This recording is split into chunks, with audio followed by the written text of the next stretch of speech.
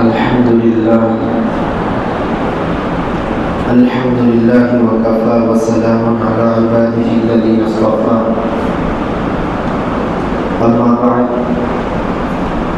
فأعوذ بالله من الشيطان الرجيم بسم الله الرحمن الرحيم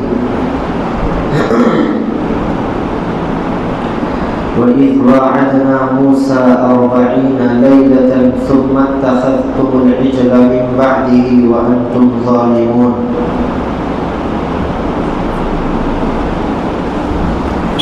دیکھیے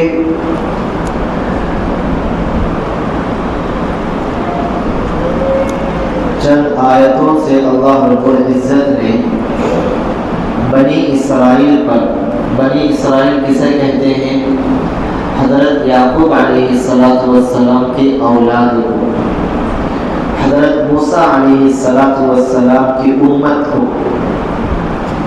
اللہ رب العزت نے نبی پاک صلی اللہ علیہ وسلم کے زمانے میں جو یہودی تھے ان کو اپنے آبا و اجداد جو حضرت موسیٰ اور حضرت یعقوب علیہ السلام کے زمانے کے یہودی تھے ان پر جو احسانات کیے ہیں ان کو ذکر کر رہے ہیں، اس لیے کہ نبی پاک صلی اللہ علیہ وسلم کے زمانے میں جو یہودی تھے وہ اللہ کے نبی پر ایمان نہیں لاتے تھے۔ اب اللہ رب العزت ان کے آبا و اجداد پر جو احسانات کیے ہیں ان کو بتلا کر یہ کہنا چاہ رہے ہیں کہ تم ایمان لے کر آؤ، ہمارے بہت سارے احسانات ہیں تمہارے آبا و اجداد تمہارے بڑوں کے اوپر۔ تو احسانات کو ذکر کر رہے تھے اللہ رب العزت کہ فرعون سے نجات دلایا، فرعون کے عذاب سے نجات دلایا، فرعون کے ظلم سے نجات دلایا۔ فرعون کا ظلم کیا تھا؟ وہ بچوں کو ذبح کرتا تھا، عورتوں کو چھوڑ دیتا تھا، اس طرح کے عذابات سے نجات دلایا۔ تو یہاں پر بھی اللہ رب العزت بنی اسرائیل کے اوپر جو احسانات کیے ہیں اس کا ذکر کر رہے ہیں۔ پہلے خلاصہ سن لیجئے، جب اللہ رب العزت بحر کلثوم میں فرعون کو اور اس کے لشکر کو غرق کر دیا، ہلاک کر دیا، اور حضرت موسیٰ علیہ السلام اور ان کے ماننے والوں کو بحر کلثوم سمندر سے پار کرا دیا، تو پار کرا دینے کے بعد اللہ رب العزت حضرت موسیٰ علیہ السلام کو کوہ طور کے اوپر بلا لیا کہ ہم تم کو تورات کتاب دیں گے، ہم تم کو احکامات دیں گے، تم 1 مہینے تک عبادت کرو کوہ طور کے اوپر، پہاڑی کے اوپر آ کر۔ اس کے بعد پھر 10 دنوں کا 10 راتوں کا اللہ رب العزت نے اضافہ کیا ہے۔ بہرحال اللہ رب العزت نے حضرت موسیٰ علیہ السلام سے کہا کہ تم کوہ طور کے اوپر آ جاؤ، 40 راتیں عبادت کرو، ہم تم کو تورات کتاب دیں گے، احکامات کی کتاب۔ تو حضرت موسیٰ علیہ السلام اپنی قوم بنی اسرائیل کے پاس اپنے بھائی حضرت ہارون علیہ السلام کو اپنا نائب بنا کر کوہ طور کے اوپر چلے گئے کہ حضرت ہارون علیہ السلام بنی اسرائیل کی رہبری فرمائیں گے، بنی اسرائیل کے وہ مقتدا ہیں حضرت موسیٰ کی غیر موجودگی میں۔ تو حضرت موسیٰ علیہ السلام کوہ طور کے اوپر چلے گئے، 1 مہینہ گزر گیا، واپس نہیں آئے۔ تو بنی اسرائیل میں ایک شخص تھا سامری، اس کا ایک بہت بڑا فتنہ ہے، اس فتنے کا بھی ذکر ہوگا۔ وہ لوگوں کے اندر یہ بات پھیلا دی کہ موسیٰ علیہ السلام انتقال کر گئے ہیں، دنیا سے چلے گئے ہیں، اب وہ واپس آنے والے نہیں ہیں، اب ہم کو کوئی چیز ایسی چاہیے کہ ہم اس کی عبادت کریں۔ تو وہ سامری لوگوں کو جمع کیا. لوگوں کو جمع کرنے کے بعد کہا کہ تمہارے پاس جو جو بھی زیورات ہیں، سونا چاندی، سب لا کر میرے پاس جمع کر دو. تو سارے حضرات، سارے بنی اسرائیل سامری کی بات سن کر سونا اور زیورات لا کر جمع کر دیے. اس سے وہ سامری ایک بچڑا بنایا. بچڑا کسے کہتے ہیں؟ بیل کے بچے کو. جو مصر کے رہنے والے تھے وہ بیل کو اور اسی طرح سے بلی کو یہ ان کی پرستش کرتے تھے، پوجتے تھے. تو سامری ان زیورات کو، سونا چاندی کو ڈھال کر ایک بچڑا بنایا. بچڑے کے شکل میں ایک قالب بنایا، اس کا شکل بنایا. اس کے بعد حضرت موسیٰ علیہ السلام، اور جب فرعون بحر قلزم میں ڈوبتا تھا تو حضرت جبرائیل علیہ السلام آئے تھے. آپ کے گھوڑے کے قدم کے نیچے جو مٹی تھی وہ اس نے لے لیا تھا سامری. تو بچڑا بنانے کے بعد اس مٹی کو بچڑے کے پیٹ میں ڈال دیا تو وہ آواز کرنے لگا بچڑا. تو پھر لوگوں سے کہا کہ یہ تمہارا خدا ہے، تم اس کی عبادت کرو، تم اسی کو پوجو. تو حضرت موسیٰ علیہ السلام کے بھائی حضرت ہارون تھے، وہ اس سے منع کر رہے تھے کہ یہ غلط طریقہ ہے، اللہ کے سوا کسی کی عبادت نہیں کرنا چاہیے. تو سامری اور اس کے چاہنے والے متبعین حضرت ہارون علیہ السلام کو مارنے اور قتل کرنے کے در پر ہو گئے. اگر تم ہم کو روکیں گے تو ہم تم کو قتل کر دیں گے، ہم تم کو جان سے مار دیں گے. تو بہرحال حضرت موسیٰ علیہ السلام 40 دن کے بعد کوہ طور سے واپس آئے. واپس آ کر دیکھا تو بنی اسرائیل اور سامری ایک بچڑے کو بنا کر اس کی عبادت کر رہے ہیں، اس کو پوج رہے ہیں، اس کو مانگ رہے ہیں. تو حضرت موسیٰ علیہ السلام غضب میں غصے میں آئے. غصے میں آنے کے بعد حضرت ہارون علیہ السلام جو ان کے جانشین، ان کے خلیفہ تھے، ان سے بھی خفا ہو گئے کہ تم ان کو منع کیوں نہیں کیے، تم ان کو روکے کیوں نہیں جب یہ حرکت کر رہے تھے. تو حضرت ہارون نے کہا کہ میں روکا تھا لیکن یہ رکنے پر تیار نہیں ہوئے، مجھے مارنے کے در پر ہو گئے، مجھے قتل کرنے کے در پر ہو گئے. تو پھر سامری سے حضرت موسیٰ علیہ السلام نے کہا کہ یہ کیا کر دیا تو. اس کے بعد سامری کو حضرت موسیٰ علیہ السلام نے بددعا دی تو وہ کوڑی کے بیماری میں مبتلا ہو گیا کہ اس کے ہاتھ اور پیر پڑ گئے، اس کے جسم میں بیماری لگ گئی اور وہ اسی بیماری میں مر گیا، ہلاک ہو گیا. اس کے بعد وہ جو بچڑا تھا سامری بنایا ہوا تھا اس کو سمندر میں، دریا میں اللہ تعالیٰ کے حکم سے پھینک دیا. اس کے بعد کیا ہوا؟ جن لوگوں نے بچڑے کی عبادت کی تھی وہ اللہ تعالیٰ سے توبہ کیے تو اللہ رب العزت ان کی توبہ اس طرح قبول کی کہ جن لوگوں نے بچڑے کی عبادت نہیں کیے، وہ جن لوگوں نے بچڑے کی عبادت کی وہ ان کو قتل کریں. توبہ کی شکل یہی ہے کہ جن لوگوں نے عبادت نہیں کی وہ لوگ، اور جن لوگوں نے عبادت کی ہے بچڑے کی، ان لوگوں کو قتل کریں. تو توبہ کی یہ صورت تجویز ہوئی حضرت ہارون علیہ السلام، اور جن لوگوں نے بچڑے کی عبادت نہیں کی تھی وہ لوگ تلوار لے کر، اور جن لوگوں نے عبادت کی تھی وہ زانوں گھٹنوں کے بل اپنے گھروں کے سامنے گردنوں کو جھکا کر بیٹھ گئے. اس کے بعد وہ اللہ تعالیٰ کے طرف سے حکم ہوا کہ وہ ان کو مار دے، قتل کر دے.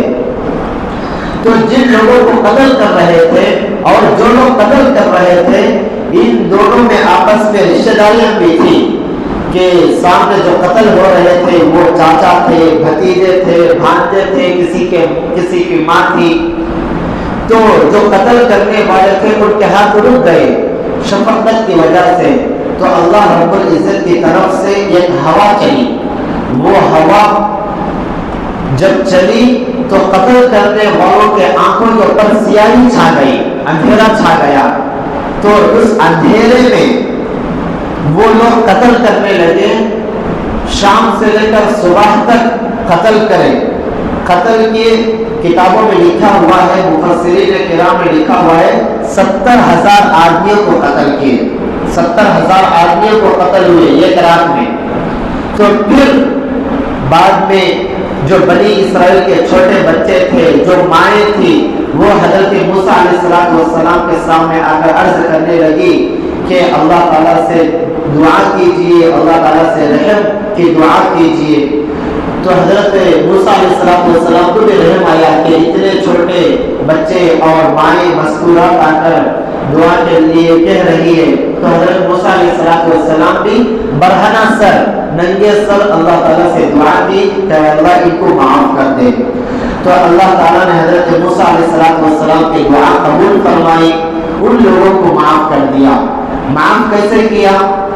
جو لوگ قتل کرنے والے تھے وہ ان لوگوں کو مجاہدین نے شمار کر دیا، جو لوگ قتل کرنے والے تھے وہ لوگ مجاہدین میں شمار کر دیا ان لوگوں کو، یعنی جہاد میں جا کر کافروں کو قتل کرنے پر جو اجر و ثواب ہے وہ اجر و ثواب ان کو دے دیا، اور جو لوگ قتل ہو گئے ہیں ان کو شہیدوں کا مرتبہ دے دیا، یعنی جو لوگ قتل ہو گئے مر گئے ہیں تو ان کی بھی توبہ قبول کر لی، ان کے حق میں بھی، تو ان لوگوں کو شہید ہونے کا مرتبہ دے دیا، شہید قرار دے دیا۔ اس طرح اللہ رب العزت نے ان کی توبہ قبول کر لی ہے۔ تو ان تمام باتوں میں بنی اسرائیل کو جو یہود مدینہ تھے، حضرت نبی کریم صلی اللہ علیہ وسلم کے وقت موجود تھے، ان کے لیے سبق یہ تھا کہ تمہارے آبا و اجداد کے اوپر اس طرح کے احسانات اللہ رب العزت نے کیا ہے، تم نبی پاک صلی اللہ علیہ وسلم کے اوپر ایمان لے آؤ، ایمان لے آؤ۔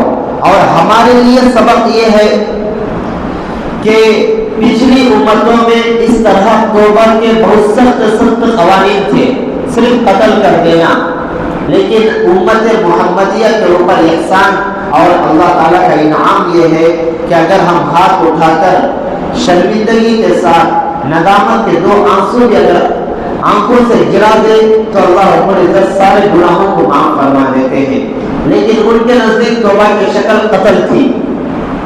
ہمارے یہاں بھی بعض گناہ ایسے ہیں کہ توبہ سے معاف نہیں ہوں گے، جیسے ایک آدمی دوسرے آدمی کو قتل کر دیا تو اب وہ توبہ کر رہا ہے تو توبہ سے معاف نہیں ہوگا، اگر اسلامی حکومت قائم ہوگی تو اس کو بھی قتل کر دیا جائے گا، قصاص میں قتل کر دیا جائے گا۔ اگر کوئی آدمی شادی شدہ زنا کیا تو اس کو رجم کر دیا جائے گا، یعنی میدان میں لے کر جا کر اس کو پتھر سے مار کر مار دیا جائے گا، جان سے مار دیا جائے گا اگر اسلامی حکومت اگر رہی تو بعض گناہ ایسے ہیں کہ اس کا عوض قتل کے سوا کچھ اور نہیں ہے، لیکن امت محمدیہ کے اوپر انعام اور احسان یہ ہے کہ اگر ہم بڑے سے بڑے گناہ بھی اگر اللہ کے سامنے توبہ کریں تو اللہ تعالیٰ معاف فرما دیتے ہیں۔ دیکھیے ترجمہ، وَإِذْ وَعَدْنَا مُوسَىٰ 40 لَيْلَةً، اور جب ہم نے موسیٰ علیہ السلام سے وعدہ کیا تھا 40 راتوں کا، ثُمَّ اتَّخَذْتُمُ الْعِجْلَ، جب موسیٰ علیہ السلام کوہ طور پر چلے گئے، ثُمَّ اتَّخَذْتُمُ الْعِجْلَ مِن بَعْدِهِ، پھر تم نے ایک بچڑے کو بنا لیا، ایک بچڑا بنا لیا، من بعدہ، موسیٰ علیہ السلام کے بعد، وَأَنْتُمْ ظَالِمُونَ، اور تم لوگ ظلم کرنے والے ہو اپنے اوپر۔ دیکھیے یہاں پر 40 لیلۃ، 40 رات، 40 راتوں کو ہی کیوں انتخاب کیا؟ ایک مہینہ 50 راتیں 60 راتیں بھی ہو سکتی تھی، لیکن 40 راتوں کو ہی کیوں انتخاب کیا؟ 40 کا جو عدد ہے یہ عروج میں ترقی میں خاص ایک مناسبت رکھتا ہے۔ دیکھیے آج کل جو جماعت میں 40 دن چلہ نکالتے ہیں وہ اسی سے نکالے گیا ہے۔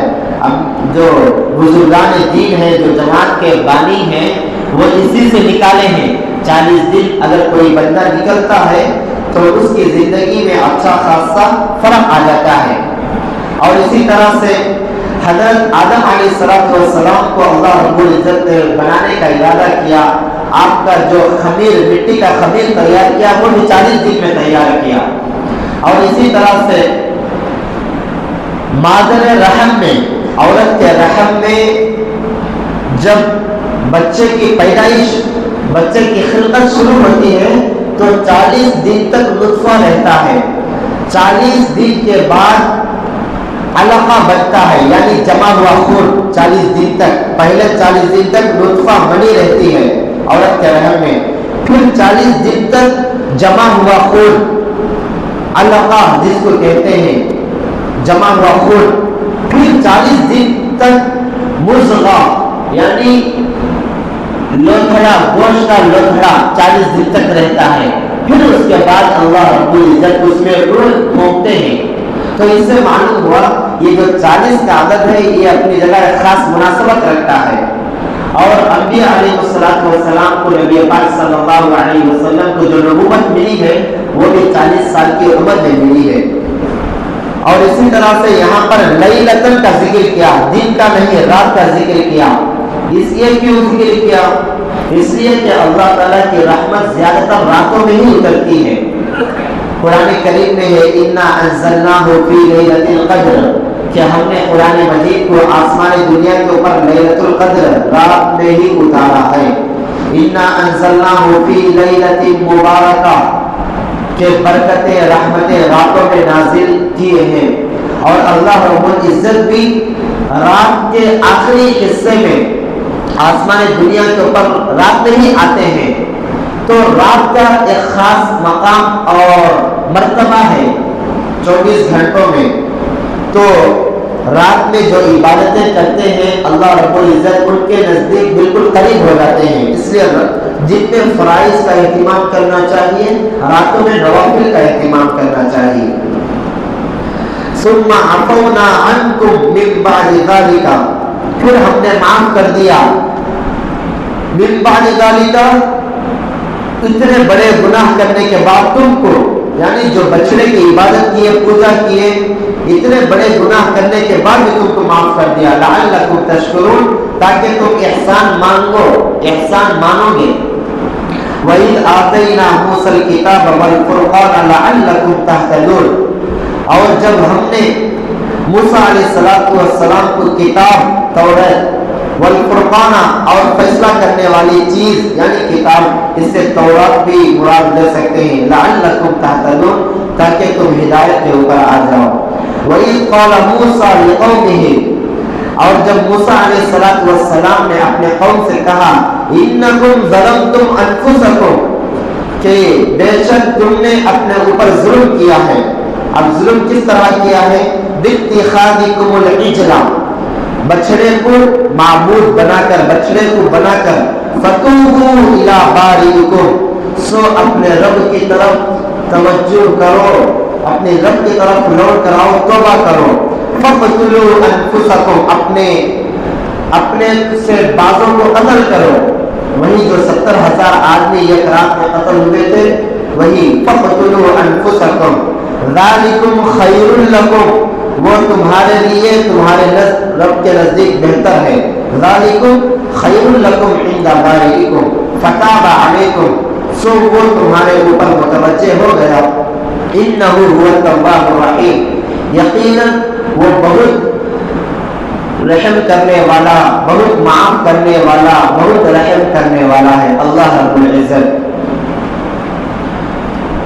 تو اللہ تعالیٰ سے دعا ہے کہ اللہ تعالیٰ ہم سب کو کہیں بھی تمام باتوں پر عمل کرنے کی توفیق عطا فرمائے، نبی پاک صلی اللہ علیہ وسلم کی تمام سنتوں کے اوپر عمل کرنے کی توفیق عطا فرمائے، قرآن کریم کے ایک ایک حرف کو اللہ تعالیٰ ہم سب کو سمجھنے کی توفیق عطا فرمائے، سمجھ کر قرآن مجید پڑھنے کی توفیق عطا فرمائے۔ آمین و آخر دعوانا الحمدللہ رب العالمین۔